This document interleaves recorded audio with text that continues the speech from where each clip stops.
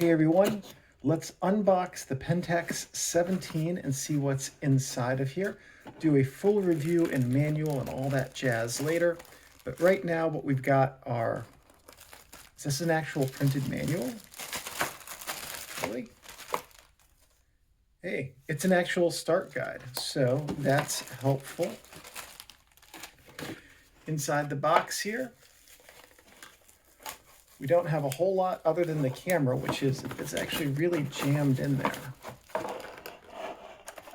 Wrist strap back here as well. I'll check the whole box later, see if there is anything else in it, but here we go. The Pentax 17, just like this. Lens cap. HD stands for high definition Pentax. Lens HF probably means half frame. And then up here we have a light meter inside of the lens filter, which is good for using filters and getting metering. f3.5 25mm traditional lens. Not sure what that means. I haven't found an optical design for it yet.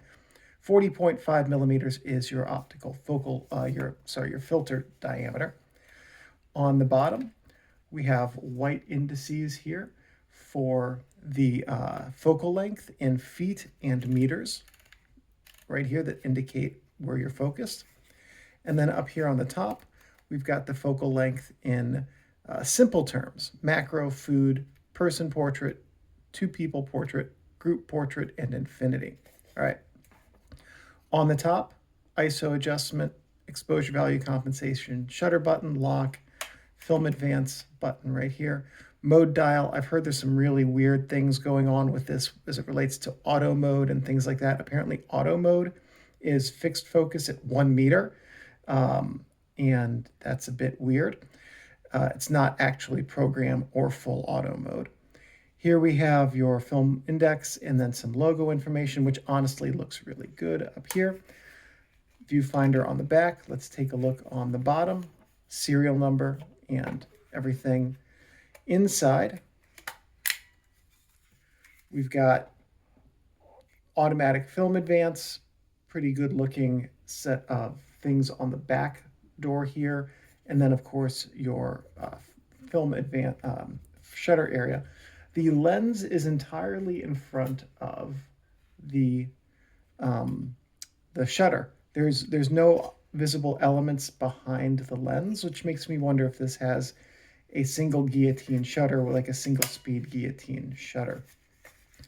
Let's take a look in the battery chamber here, if I can get this open.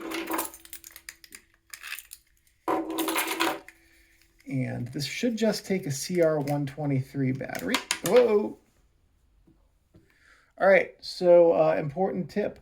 Do not do this over something like a street grate where you could lose the screw. That's bad engineering right there.